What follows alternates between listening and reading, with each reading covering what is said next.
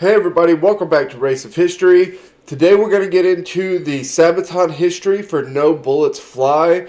This was an awesome song and the animated video for it was awesome, so I'm really anxious to get into this. Also, later on today I'm going to do Lion of the North, I believe is the song title for the next Sabaton song, so that will be out later on this afternoon. I've got a whole bunch of stuff I'm working on, including a video of my own that I'm trying to get finished up and put out. So a lot of stuff coming out the next couple of days. So with all that being said, let's get into it. Sabaton history, No Bullets Fly. I'm Indy Nidell. I'm Per from Sabaton. And this is Sabaton History.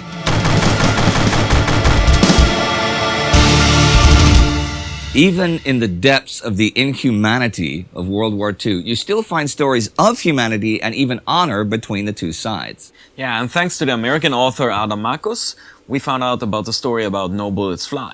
And that's a story I'm going to tell you right now, and then Per's going to tell you about the song. It's hard to describe if you see an airplane like so crippled, and for me it would have been the same as shooting at a parachute. I just couldn't shoot. That in and of itself is incredible because there were a lot of people that got shot while parachuting.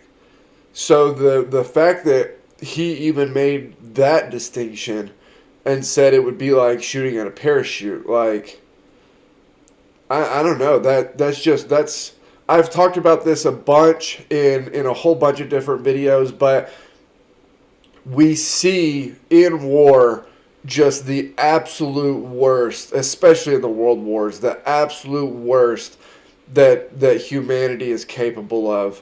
I mean, just total terrible barbarism and just the worst, right? But there's a flip side to that coin, and you also see just the very, very best and brightest of humanity come through. And that's something that's always very interesting to me because I study history so much. We look at everything through hindsight and like particular things. You know, Dan Carlin has this saying where he says, for ancient history, there are a bunch of people that are shrouded in the mist of time, but then every once in a while you'll come across a character whose color shows through so vibrantly that they're impossible to miss, even with the shroud of time. And I wonder a lot of times if these very best of humanity stories will live on historically. If people studying this later on will know of and remember these really, really great stories of humans being just awesome, or if it'll get lost to time and the war will be seen strictly through the lens of the horribleness of it.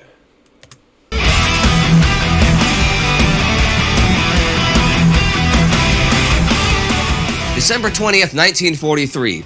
Days before Christmas, and snowflakes spatter the windshield of Ye Old Pub, an American B-17 bomber. Flying 20,000 feet above the North Sea, it's part of an 8-mile-long bomber stream on its way to northern Germany. Their target, a Focke-Wulf aircraft factory in the city of Bremen. Piloting a flying fortress, as the B-17s are known, for the first time is Charlie Brown, who has the lives of 10 young men of the 379th Bombardment Group in his hands. They ready their 12 500-pound bombs. This month, the Americans will drop over 2.6 million pounds of bombs onto German industrial and military targets. Shortly after 11 a.m., they cross the German border, nervously on the lookout for enemy fighters. Because if they can see Germany, so too can the German spotters see them and calculate their height, speed, and intended destination. Covering them as escorts are P-47 Thunderbolts, whose job it is to intercept the enemy. At 11:30, puffs of black smoke appear all over. German 88mm flak cannons are opening up, sending 20-pound shells into the air. Each has a differently timed fuse, so they explode at different altitudes. The explosions rock the pub, and Charlie can barely see a thing through the smoke. Suddenly, a red flash explodes right before his eyes. The plexiglass nose of the plane is sheared off and smashes against the windshield. The men up front are unhurt, but ice-cold winds now stream through the plane. The outside air temperature is minus 60 Celsius. The shelling continues. Another red flash and engine number 2 is dead. Another shell goes straight through the left wing before exploding further above. Okay, question for all of you guys. If you are flying this aircraft, right, when do you turn around? When do you decide, like, it's just not my day and get out of Dodge, right? Because I'm thinking as soon as the air becomes, I don't know, enough to freeze everybody to death, that's probably when I'm like, all right, well, there's other bombers. We're not the only one. You know, we're all going to freeze to death if we don't get out of here. It's just not our day. But in this process, when is it for y'all that y'all are like, okay, it's time to turn around and get out of here? Or do you just resign yourself to, we're probably going to go down with the plane and carry out the mission? And on the right, engine number 4 is damaged and spins wildly out of control. Charlie fights the controls to keep it from ripping off the wing, but yet another shell rips through the roof. Charlie's main focus, though, is now on keeping the plane straight, as the command to drop the bombs comes over through the radio. The pub gives a big kick as the heavy cargo falls on the smoking city down below. It's time to head home. The bomber formation turns back towards the North Sea. But the danger hasn't passed. They are still over enemy territory. Charlie's crew frantically scan the sky for enemy fighters, but the sky is empty of them. Not just the enemies, though, also their own. Look to the right and then look again and see the enemy in the eye. No bullets fly, spared by his mercy. Escorted out of harm's way. Now, none of the bombers have made the run unscathed, but the pub and the bomber beside them are seriously damaged. Charlie can see that the other plane is in bad shape, smoke pouring from 2 engines and dangerously losing height. The pub itself stays up, but is reduced to 2 functional engines, and both planes have fallen way behind as their formation has flown on ahead. The other plane dives to try and put out its fire. It disappears behind some clouds, and suddenly a red flash catches Charlie's eyes. The other plane is gone. His co-pilot cries out. Dark gray shapes appear on the horizon. It's a squadron of Focke-Wulf 190s closing fast. At the same time, a group of Messerschmitt 190s leap through the clouds below where the other B-17 has just disappeared. Charlie's men ready their machine guns as the 2 lead 190s aim for the pub's cockpit to take out the pilot and the controls in one attack. But Charlie turns and flies full speed toward the attackers, only presenting them the narrowest target while also shortening the distance between them. That catches the attackers off guard, and their bullets miss the cockpit and bounce off the plane's roof. Charlie's top gunner returns fire and hits a 190. It banks off on fire. The second 190 is hit by the nose gunner while trying to avoid collision. The Flying Fortress still has some fight in it. Now the 109s close from behind. The tail gunner tries to spin his guns, and nothing happens. The gun is frozen. Literally frozen. The winds blowing through the plane have now frozen the oiled gun. The attackers close in. The tail gunner signals Charlie, and he jerks the plane into a steep dive. Bullets ricochet off the frame, penetrating the glass of the ball turret beneath the plane and cutting off half of the rudder. The radio operator calls out for help, but gets only static. Bullets have pierced the radio. 20mm shells have punched through the plane and severely wounded many crew members. The tail gunner is now dead, and all of them are affected by the frost. Charlie fights just to keep the ruin of his plane in the air. Only one gun is still operable. Another attack, and the cockpit is hit, puncturing Charlie's oxygen tank. Tipping to the left, the bomber spirals out of control. Faster and faster, it spirals downwards. Gasping for air, Charlie tries to get control, but the loss of the rudder makes that virtually impossible. Upside down, Charlie's vision fades.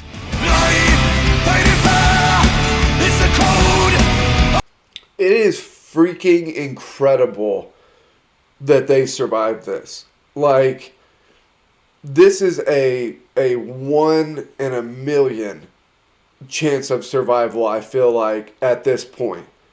Like, the plane's torn to shreds, you're in a nosedive, everybody passes out. Like, chances of survival here are almost zero.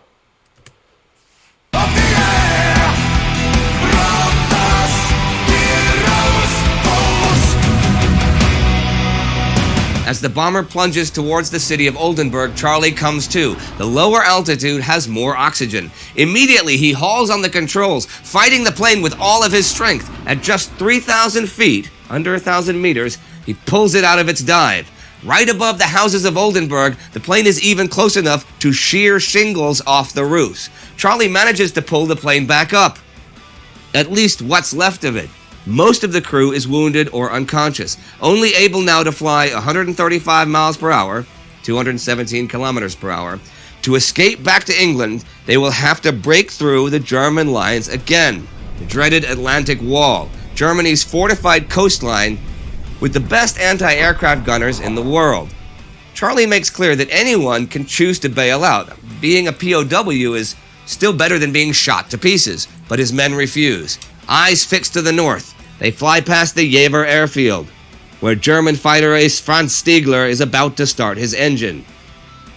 Just a day earlier, he brought down a B-17, and shooting down another one makes him eligible for the Knight's Cross.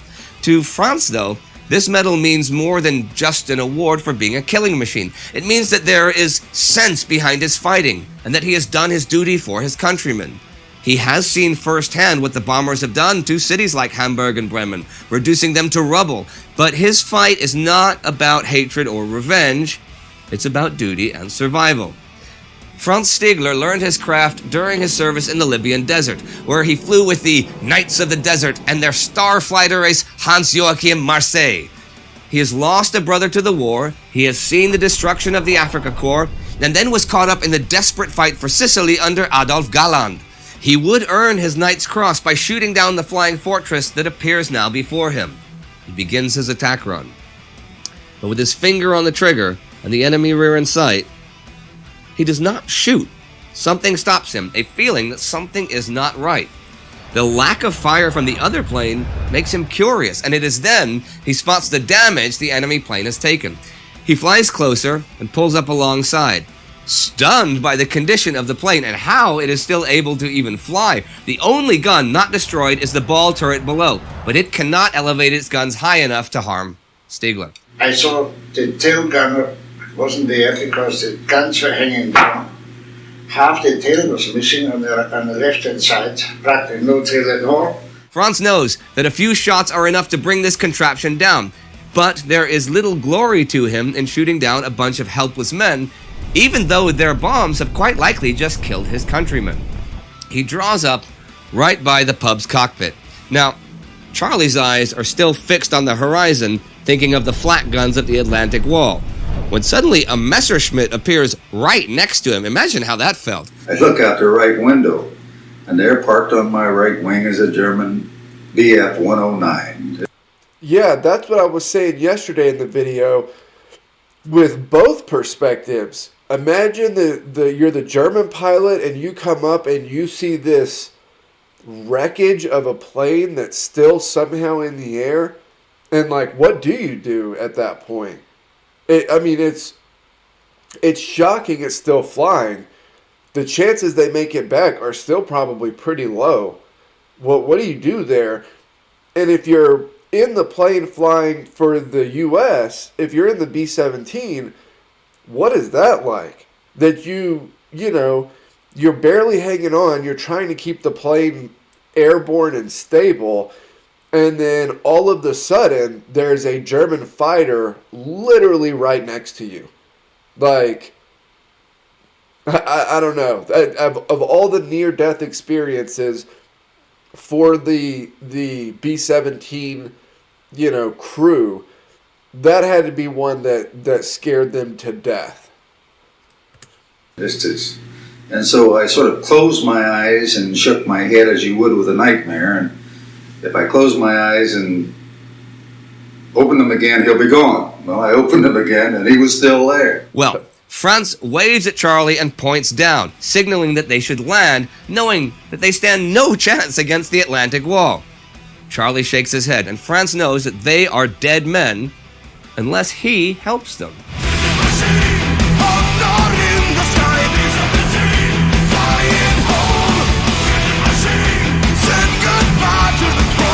You're kidding me. I did not pick that up from the animated video. The reason that he is giving them the escort is to get them through the Atlantic Wall. Is that what's happening here? Let me make sure.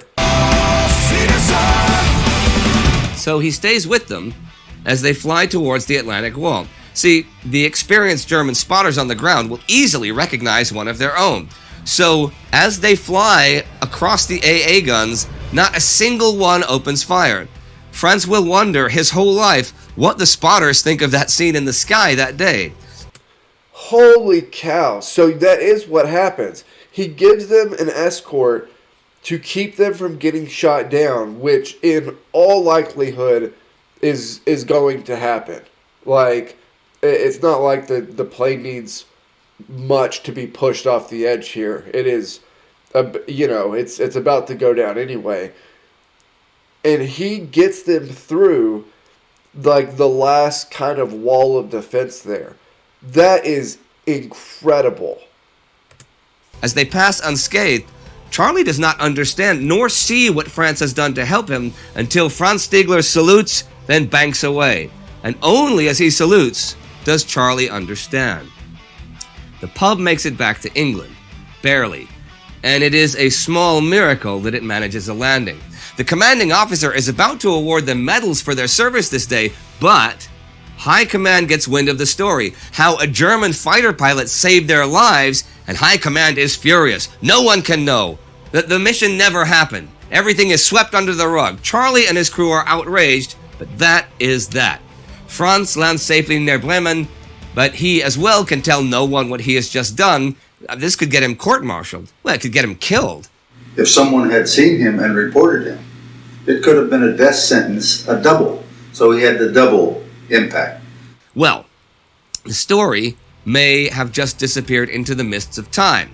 But according to the book A Higher Call, in 1985, Boeing invited old fighter pilots to the 50th anniversary of the B-17. His first flights were back in 1935. Franz Stigler was by then living in Vancouver, Canada. He was in attendance as pretty much the only German pilot and was interviewed by a local TV station, and he told his story. Charlie, the same year, wrote to that old German flying ace Adolf Galland and the German magazine Jagerblatt trying to find out who his German savior was. It took until 1990 until they truly found each other and met in person after letters and phone calls. Their startling story got worldwide attention. But even after that, even so long after the war, Franz would receive calls from Germany calling him a traitor. While some Canadian neighbors shunned him as a Nazi, Franz always responded, they would never understand. Franz, what were your feelings when you met again for the first time? I was so happy as we met that I dropped him on top of him.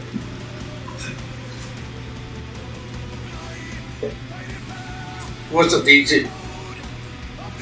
It was like meeting a family member, a brother that you haven't seen for 40 years. That's about as close as I can come. So, how did you hear this story in the first place? As usual, we are looking on the internet for ideas all the time. And I stumbled about a very beautiful picture, which is a painting of two airplanes. And the picture is the front cover artwork of a book written by an American author called Adamakos from Valor Studios. Right. When I saw this picture, I was like, what's the story behind it? And then starting to read, and it was like, wow, this is a great story, and this is something we can do a song about. When we released the song, it was really interesting that I was contacted by a woman called Jovita Stigler. Stigler.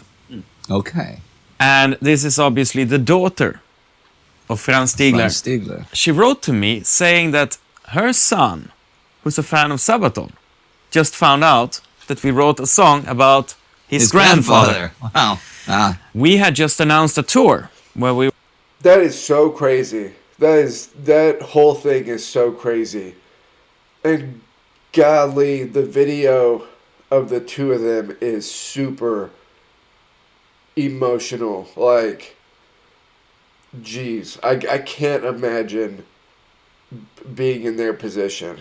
we were traveling in North America, and her family was based in Vancouver in Canada. Okay. And as we arrived there, we met with them. That's really Awesome. awesome, though. It's I love the little bits of these stories, like when you met Audie Murphy's family. You know, when you meet the descendants and stuff. I like that. It's when our songs become so personal, and when we get emotional about them, because we also know that what we are doing is the right thing to do. Right. The song No Bullets Fly is from the album Heroes. Right. And here we are referring to Franz Stigler because he had the opportunity to shoot down an enemy, but he didn't because, yeah. And that is heroism. You don't need your medals. Just that is the essence of honor. All right, well, ladies and gentlemen, that's No Bullets Fly. And this is Sabaton history. All right, everybody, thanks for watching. Please subscribe to the Sabaton History channel, check out World War II, Time Ghost, and don't forget to support the Patreon because that's really what makes this happen.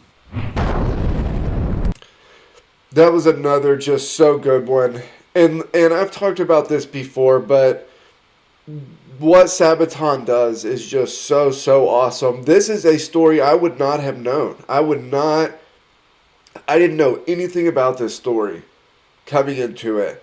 And it's just, I don't know. I love the way that they do this. And, yeah, so that was Sabaton History, No Bullets Fly. Like I said, I will get the next Sabaton song out later on this afternoon. As always, like, comment, subscribe. Help me keep building the channel over here, and I will see you all next time.